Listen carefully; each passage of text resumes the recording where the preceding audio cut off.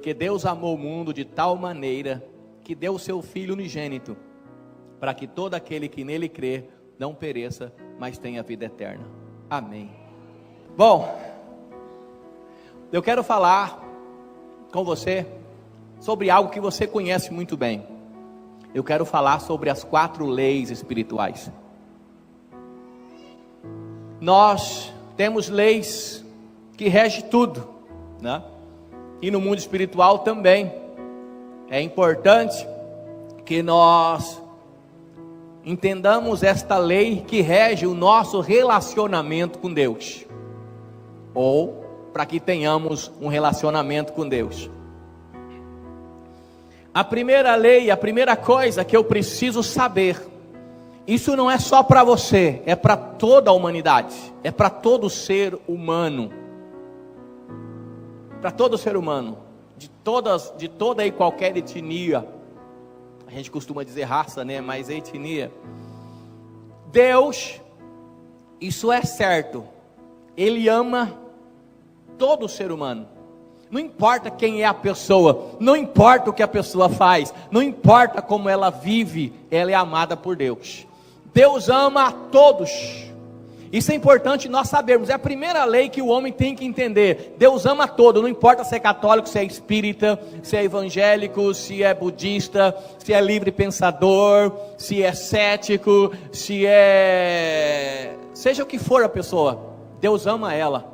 Ladrão, bandido, Deus ama. Ele criou o homem e Ele ama. E o amor de Deus é tão grande que Ele enviou o seu único filho. A Bíblia diz que Deus enviou o seu filho unigênito. Unigênito significa único filho. Por quê? Unigênito, único gene, único da espécie. Não tinha outro, era só um. E Ele enviou o seu único filho para morrer no lugar de todos aqueles que Ele amava, para um plano e um projeto de redenção. Então nós não podemos desprezar as pessoas, porque Deus ama a todos. Deus me ama, mas Ele ama também aquela pessoa que está nas drogas, Ele ama aquela pessoa que está no adultério, Ele ama aquela pessoa que está no mundo toda errada, Ele ama a pessoa. Deus não ama o que nós fazemos, talvez aquilo que nós estamos vivendo, mas Deus ama as pessoas. Deus enviou o seu filho para todos. Então eu preciso entender que Deus ama a todos. Então Deus ama você. Diga: Deus me ama. Essa é a primeira coisa.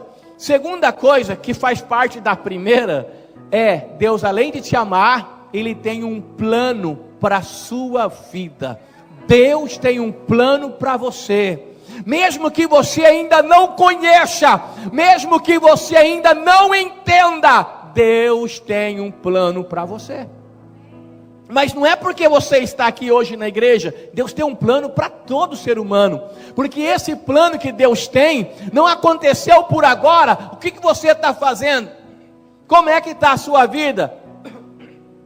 E baseado em sua vida, Deus resolveu fazer um plano? Não. O plano que Deus tem para você, Ele fez quando você ainda era uma massa informe no ventre da tua mãe.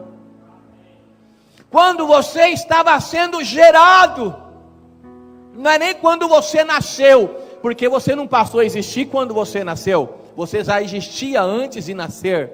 Pastor, como assim? Quando você foi concebido no ventre da sua mãe. Quando você olha para a Bíblia, ela fala da criança no ventre, ela fala do feto como uma vida. Por isso o aborto é pecado, é tirar uma vida. Então Deus tinha projeto preparado para você.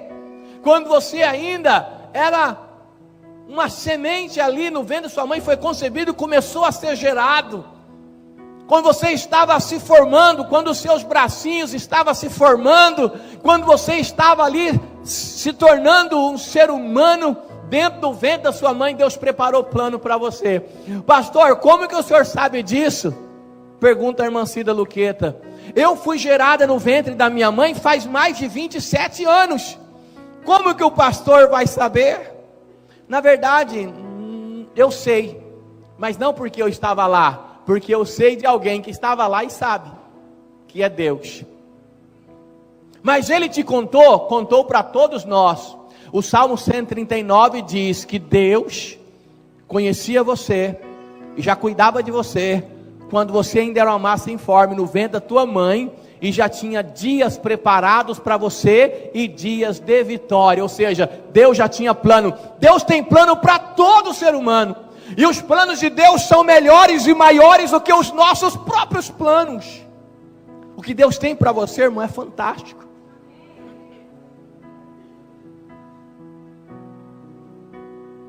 Só que, aí eu te pergunto, estamos todos vivendo esse plano de Deus? A Bíblia diz, em João 10:10, uma afirmação de Jesus, ele diz assim, eu vim para que tenha vida, para que tenham vida, para que você tenha vida, e tenha vida plena, ou seja, vida abundante, ou seja, vida com propósito. Tem gente que acha que a vida é assim, vai vivendo um dia de cada vez e vendo o que vai dar. Não, Deus tem plano e tem propósito para você. É preciso reconhecer o propósito de Deus para a sua vida. É preciso enxergar esse propósito, é preciso ter visão desse propósito. Toda pessoa que nasce, já nasce com um propósito. Deus tem algo para fazer nesse mundo através de você. Tem algo para você fazer em Deus. Isso é propósito, e você nasceu com um propósito. Agora é preciso ter visão. Visão é quando eu enxergo esse propósito. Mas ninguém enxerga o propósito para qual veio, para qual está nessa família, no lugar que você trabalha, no lugar das pessoas que você encontra, se não se aproximar de Deus. Porque é Deus que vai revelando a cada dia o propósito para a sua vida. Mas eu quero que você entenda que Deus é um Deus de propósito, não é um Deus de coincidência, não é um Deus do acaso. Tudo que Deus faz tem propósito. Deus tem propósito para as abelhas, para as formigas. Deus tem propósito para os ratos. Não vai ter propósito para mim e para você, que fomos feitos à imagem e semelhança dele? Então repita comigo bem forte. Encha aqui o seu peito de ar. Um sorriso bonito. Você tem sorriso bonito? Dá um sorriso para o seu irmão, vê se o seu sorriso é bonito. Isso. Agora com um sorriso bonito, diga assim: Deus me ama. E tem um plano para a minha vida. Glória a Deus. Essa é a primeira lei que nós temos que entender. Mas aí, a gente vem logo com uma pergunta. Já que eu não estou falando só das pessoas que estão aqui, mas estou falando de toda a humanidade. Se Deus ama, e tem um plano, e tem um propósito para todas essas pessoas, porque uma grande maioria das pessoas não estão vivendo esses planos e projetos de Deus. Talvez você aqui mesmo possa pensar: pastor, eu estou na igreja e nem estou vivendo esse plano, esse projeto de Deus. Se Deus me ama tanto, e se Ele tem um plano para a minha vida, por que eu não estou vivendo? Por que o macumbeiro não está vivendo? Por que a pessoa que está lá nas drogas, no mundo do crime, não está vivendo? Cadê esse plano? Cadê esse Deus? Aí é onde entra a segunda lei espiritual. Ela explica o porquê muitas pessoas não estão vivendo esse plano. É porque o homem, todo ser humano, ele nasce inocente. Uma criança não sabe o que é certo e o que é errado, certo? Uma criança não tem conhecimento do bem e do mal. A criança nem sabe que ela é uma criança. Ela pensa, quando ela nasce, ela pensa que ela e a mãe é uma coisa só. Ela vai descobrindo quem ela é e vai formando a sua cognição com o passar do tempo. Então ela não tem pecado. Mas todo ser humano, quando chega a uma determinada idade, que ele começa a conhecer o bem e o mal, então ele tem um entendimento, tem uma coisa que não é uma notícia boa. Aí todos se tornam pecadores, pecado herdado de Adão e Eva. Pastor, mas como assim? Eu nem conhecia esse caboclo, nem conhecia esse tal de Adão. Não comi nenhuma fruta do paraíso, do jardim do Éden. Que culpa eu tenho para me tornar pecador? Mas a Bíblia diz que todos se tornaram pecadores. Romanos 3:23 diz assim, pois todos pecaram E quando a Bíblia diz todos, ela quer dizer o que mesmo? Todos.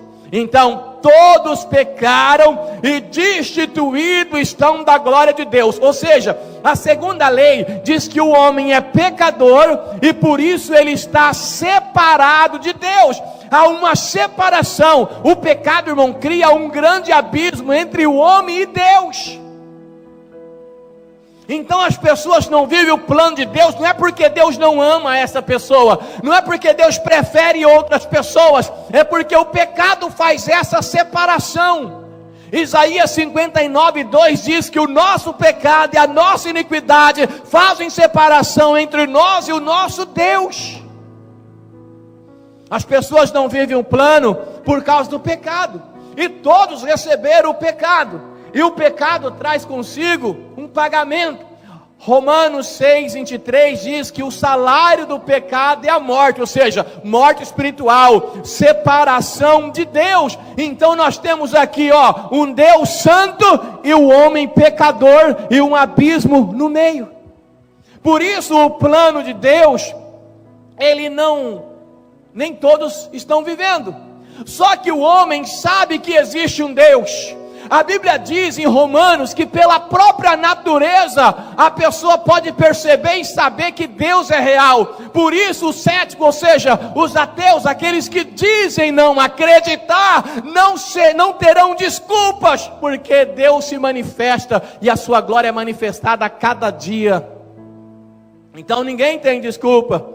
Mas o homem tem uma necessidade do Criador, é algo que está dentro dele. A pessoa sem Deus sempre tem um vazio, e a pessoa então tenta alcançar a Deus. Todo ser humano tenta alcançar a Deus, alguns através da religião. Então ele procura Deus através da religião. Alguns tentam buscar essa vida abundante através de uma vida reta. Ele faz tudo certinho, porque aí eu vou viver o plano de Deus. Tem gente que faz boas obras, ele pega o salário dele, separa uma boa parte, compra a cesta básica, ajuda as pessoas necessitadas para alcançar a Deus. Tem pessoas que na sua filosofia tentam alcançar a Deus, mas nenhuma dessas coisas Deus é alcançado. O homem é separado de Deus por causa do pecado. Então há um abismo muito grande. Então vamos entender. Primeira regra, primeira lei: Deus me ama e tem um plano para a minha vida. Segunda, eu não posso viver esse plano porque eu estou separado de Deus. Se eu estou separado de Deus, se eu herdei o pecado, eu não posso viver esse plano. Pastor, mas o Senhor disse que nós herdamos o pecado de Adão. Eu sempre, quando falo isso, eu não deixo de repetir, porque parece ser injusto. Sabe, lá na sua casa tem 6 filhos. O João quebrou a taça. A mãe pergunta: quem quebrou a taça? Todo mundo sabe que é o João. Fala que é o João. Às vezes até prova que é o João. A mãe fala assim: vou bater no 6. No 6, 6. No 6, também a mesma coisa. Mas que culpa eu tenho? Quem quebrou a taça foi o João. Algumas mães antigamente tinham isso, né? Vou bater em todo mundo para um não ficar rindo do outro. Aí dá aquele sentimento de injustiça, que foi injustiçado. Mas, olha só, ao mesmo tempo que por um homem só entrou o pecado em todo mundo, ou seja, Adão, a Bíblia fala de um segundo Adão. Quem que é o segundo Adão? E por causa de um homem entrou a salvação para todos. Deus é justo. Bom, se Deus tem um plano para a minha vida, se Ele me ama, tem um plano, mas há uma separação e há um abismo, como que isso fica? Como que eu posso resolver isso, pastor? Aí nós chegamos na nossa terceira lei, que é a única solução que Deus tem para o homem pecador. Só existe uma solução, não existe duas, não existe três, não existe quatro. Não é religião, não é filosofia, não é uma vida cheia de obras boas, uma conduta reta, não é ter caráter. Porque obra boa, vida reta, ter caráter já faz parte da vida do cristão. É algo natural para o cristão, mas isso não garante a ele a salvação da sua alma, ou viver esse plano de Deus. Então só existe uma única solução. A Bíblia diz que só existe um único caminho, e esse caminho se chama Jesus Cristo.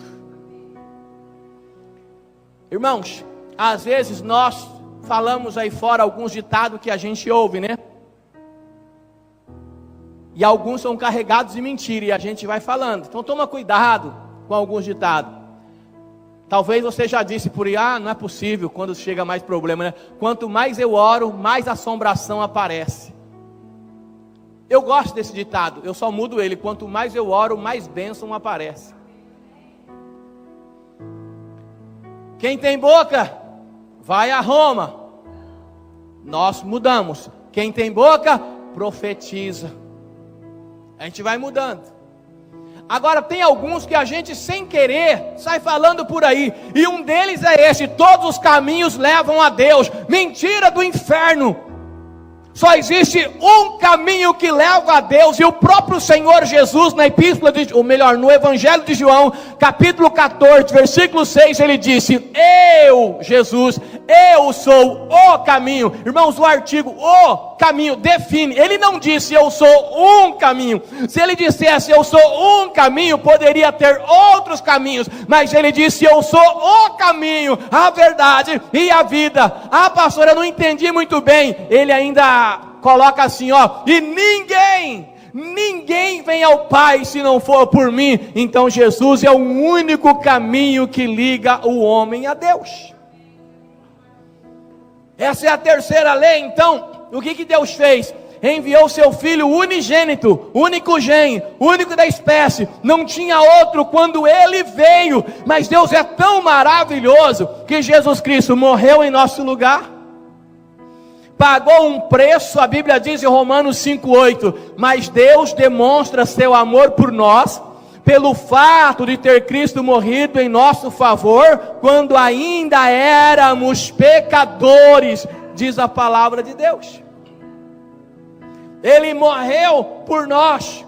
E é interessante e importante nós entendermos que quando Ele morreu, Ele pagou o preço que nós devíamos, por causa dos nossos pecados, herdado de Adão, e as consequências, e aquilo que nós começamos a fazer de errado.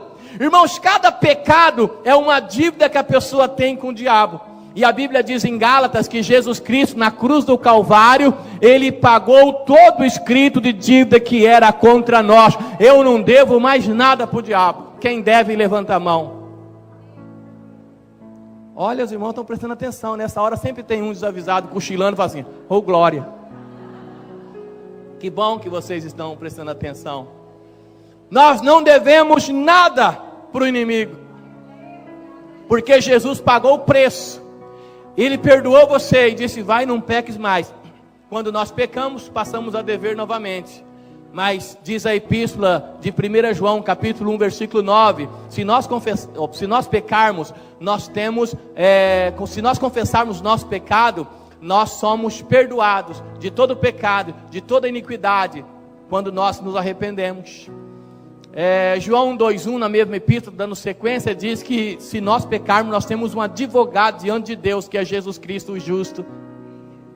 Então, irmão, só vive no pecar, nós pecamos, mas só vive no pecado quem quer. É uma grande diferença, pecar e viver no pecado. Crente peca, o santo peca. Mas quando a pessoa peca, é um acidente, ela se arrepende, ela corrige, ela se coloca nas mãos de Deus, ela é perdoada. Agora, quando a pessoa peca e continua no pecado, ela está vivendo o pecado, aí é diferente. Então Jesus Cristo é o único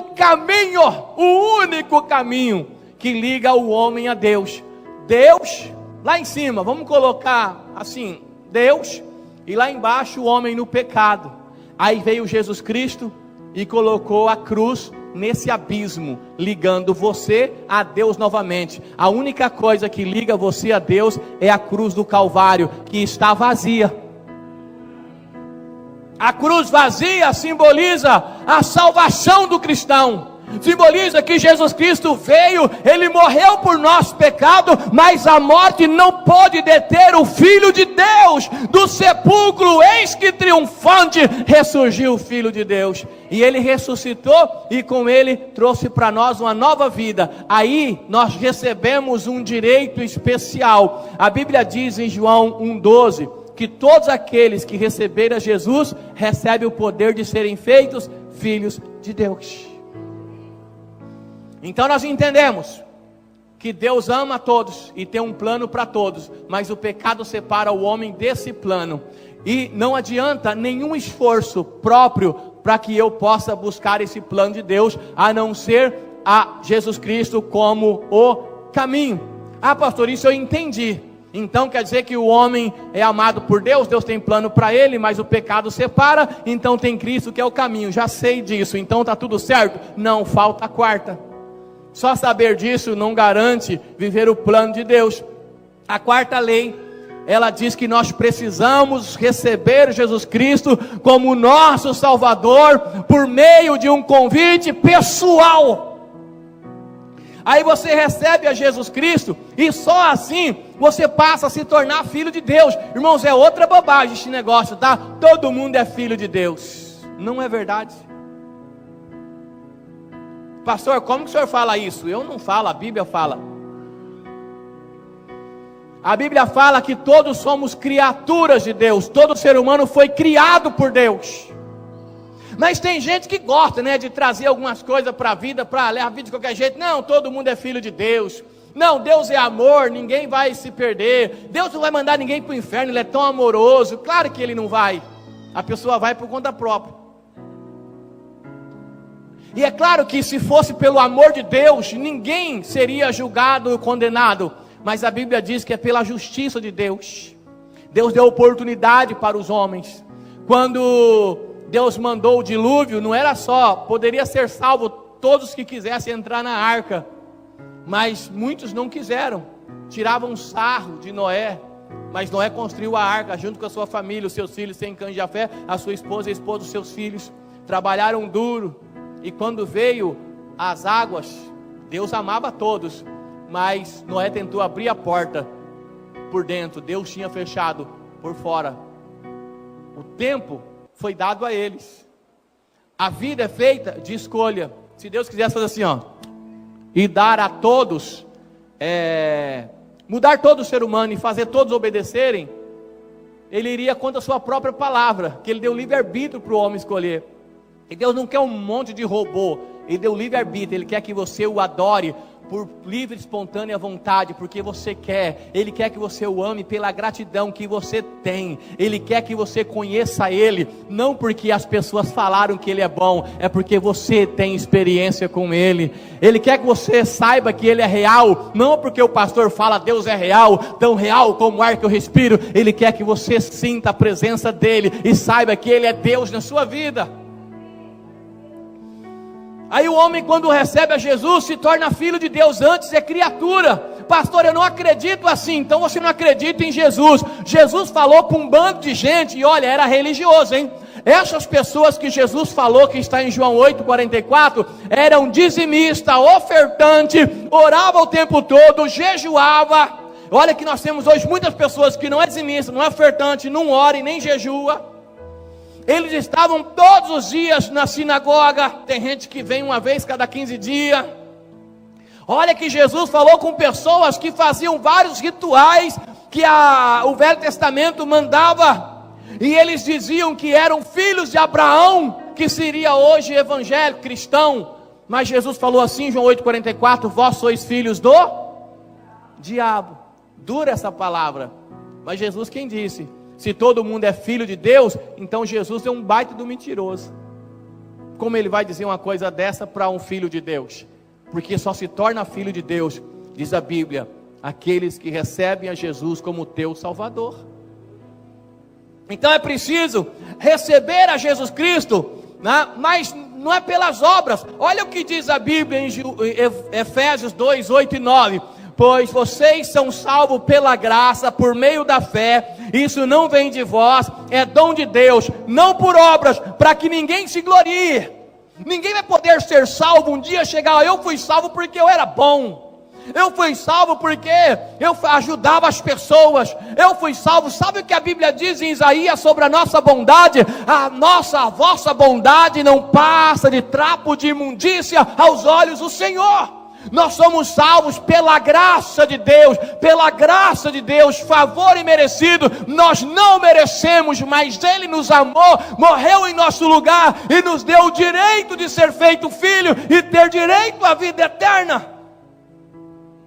É tudo de Deus, e é pela fé, e não vem de vós, não é pelas obras, para que ninguém se glorie. É bem simples, irmãos, a palavra de Deus é bem simples. Só não acredita quem não quer, só não vive quem não quer, mas é uma decisão pessoal. A salvação é pessoal. Pastor, olha, minha esposa é uma serva fiel, hein? Ela ora, jejua, lá em casa, às vezes tem até dificuldade de falar com ela. Toda hora que eu quero falar com ela, ela está falando com Deus. Ela é uma bênção, tá, mas é ela. Você, a salvação é pessoal. Se Jesus voltar, Ele pode levar ela, e você vai ficar, cadê ela? Então é a sua. Você tem que cuidar da sua salvação. A salvação é individual. Estarão 2 no campo, um será levado, outro deixado. Estarão 2 na cama. Está falando de um casal dormindo. Um será levado, outro deixado. Pastor, mas por que um casal dormindo? Porque se tiver 2 na cama e não for um casal, não tiver casado, tiver as coisas certinhas, é capaz de ficar os 2. Então, está falando do casamento. Então, cuidado. Como diz os adolescentes aí, fica a dica. Então, nós precisamos entender a palavra de Deus, que é muito simples. Entendendo essas 4 leis, eu preciso receber a Cristo por meio do arrependimento. Eu arrependo dos meus pecados, eu reconheço que eu não alcanço a salvação por por meus próprios esforços, ou por mérito próprio, mas simplesmente pela graça de Deus. Não é suficiente eu entender intelectualmente, sim, entendi. Não é suficiente eu sentir aquela emoção, que maravilha. Tem que ter uma decisão pessoal. Eu reconheço que Jesus Cristo é o Senhor. Eu sou um pecador e eu preciso da sua graça. É por isso que nós oramos, Senhor, eu te recebo como meu Salvador. É por isso que nós fazemos a oração. Aceitei Jesus como meu Salvador. Você já fez isso, irmão? Se não fez, não se assuste. Hoje é o dia de você fazer, se você quiser. Se você nunca fez a oração, Senhor Jesus, eu te aceito como meu Salvador, eu vou ajudar você hoje, caso você queira a fazer esta oração. Aí depois, o que eu faço, pastor? Vou viver a palavra de Deus, vou seguir o Evangelho. Aí eu vou começar um processo de mudança, que leva muito tempo. Eu nasci na igreja. Me lembro dos meus primeiros dias de vida na igreja, com a minha mãe, com meu pai. Fui batizado com 12 anos, isso já faz mais de 23, 24, 25, 26, 27, talvez não enriquece a história. Faz bastante tempo, e até hoje eu estou mudando. E eu posso viver 80 anos que eu tenho que estar mudando. Eu preciso receber Jesus como meu Salvador, e aí ser fiel, não por um tempo, mas até o fim. Aquele que for fiel até o fim, herdará a coroa da vida. Pastor Sidney, meu avô foi fiel por 50 anos, uma bênção. Depois ele desviou, viveu a vida toda torta, mas 50 anos, não serve de nada. Não serve de nada. É mais importante quanto você termina, do que como você começa. Então é importante ser fiel até o fim. Aí eu vou seguir a palavra de Deus. Entre elas está o batismo. Olha só, nós temos uma oportunidade agora. Dia 14 de outubro é o nosso batismo. Olha que oportunidade. Não é para qualquer um, é para quem tomou uma decisão pessoal. Eu falo para todo líder de célula: converse com as pessoas na tua célula que não é batizada ainda. Tire as dúvidas delas, mas não adule ninguém para batizar. Irmão, vamos lá, vamos batizar. Se o irmão batizar, eu levo o irmão na Isagril, pagar um rodízio. Se você quiser levar o irmão, glória a Deus, ele vai ficar muito feliz. Aproveita e leva o pastor também, que vai fazer o batismo, que bom. Mas não é assim, irmão. É a palavra de Deus, você crê ou não crê? João, Pedro, quando Jesus Cristo subiu aos céus, o Espírito Santo foi enviado, eles não ficavam lá assim: irmão, Jesus morreu por você, um sacrifício tão bonito. Oh, meu querido, vem cá, bota a cabecinha aqui no meu ombro, chora comigo. Mas você precisa descer as águas, meu querido, meu amado. Vem para Jesus, meu anjo. Não era assim não. Como é que eles pregavam? Raça de víbora, cobra, surucucu, caninana, jararaca, cascavel. Arrependa do pecado de vocês e seja batizado para a remissão dos vossos pecados. Então você precisa receber Jesus como teu Salvador. Pastor Sidney e Luiz, eu já aceitei Jesus. Quando, irmão? Há uns 3 anos atrás. Glória a Deus, oh aleluia, que bênção, né? Quando você se batizou? Ainda não me batizei. Oh querido, amado, bota a cabeça aqui no meu ombro, chora um pouco. Mas você não aceitou coisa nenhuma. Aceitou Jesus, mas não aceitou a palavra. Aceitei Jesus, mas não quero me batizar. Aceitei Jesus, mas não quero fazer essa confissão pública exterior do que aconteceu no meu interior. Eu aceitei Jesus, mas a Bíblia não é importante. Eu aceitei Jesus, mas nem quero que os meus amigos saibam. Oh, meu querido, aceitou não? Porque se eu aceitar Jesus como Salvador, vou me batizar. Provavelmente o próximo batismo, vou me arrepender de algumas coisas. Vai ter um processo de mudança, eu não mudo tudo. Ah, pastor, eu não batizei ainda, porque eu estou esperando um toque do Senhor. Você quer o que, irmão? Que um anjo desça do céu, hoje mesmo, acabar o culto. Aí você não sou batizado, nem quero. Aí quando você for embora, aí lá na esquina da sua casa, um anjo de 2 metros de altura, bonito, parece o pastor Sidney, aparece com a camisa amarela, porque anjo também usa amarelo, e diz assim: meu servo, tem uma mensagem do Senhor. É para você descer as águas do batismo dia 14. Escute o pastor Sidney. Ou você está esperando amanhã, está lá lavando louça, arrumando a casa, de repente do seu lado um anjo todo de branco. Salve a agraciada. Vim aqui trazer uma mensagem do Senhor. Eu sou o anjo Gabriel. E a mensagem é: você tem que se batizar no dia 14. Não vai acontecer. A decisão é sua, simplesmente sua. Pastor, mas quando eu aceito Jesus, eu não tenho um tempo assim para arrumar minhas coisas, tudo. Irmãos, hoje nós temos um tempo, porque a igreja não tem batismo em todo o culto. Mas se eu tivesse um tanque aqui agora e quisesse fazer o batismo agora, alguém que está aqui hoje, que nunca nem ouviu a palavra: pastor, eu aceito Jesus como Salvador, eu quero ser batizado, e eu vou dizer para ela: é lícito, se você crê de todo o teu coração, vem aqui, é batizado. Lembra de Filipe e eunuco? O eunuco não sabia quem era Jesus, não entendia nada da Bíblia. Aí ele ia voltando para a sua cidade, para o seu lugar, e ele recebeu lá uma passagem, estava lendo, e ele não entendia o que ele estava lendo. Aí Filipe correu atrás dele e falou assim: você entende o que você lê? Isso lá em Atos. Ele disse assim: como eu vou entender se ninguém me explica? Filipe falou: quer que eu suba aí e te explico? Pode vir. E ele aqui fala sobre ele mesmo, Isaías, ou de outro? Aí Filipe falou para o eunuco: não, Isaías não falava dele, essa aqui é uma profecia messiânica, falava sobre Jesus, e começou a explicar a ele o evangelho. Eu acho que naquele dia Filipe falou sobre as 4 leis espirituais. Porque o homem que não entendia nada já entendeu que tinha que ser batizado. Determinado momento da viagem, ele parou o carro e falou para Filipe: olha lá tem água, o que impede eu de ser batizado? Filipe disse: nada, se você crê de todo o teu coração. Desceu e batizou o eunuco. Então é decisão minha, é decisão sua, particular, pessoal. Mas quando a pessoa decide, é a decisão e o dia mais importante da vida dela. O dia mais importante da sua vida é o dia que você aceita Jesus como teu Salvador e o processo do batismo. Ah não, pastor, isso é bom, eu sei, é maravilhoso, mas o dia mais importante foi quando eu nasci. Você nasceu, mas vai morrer. Ninguém te falou isso?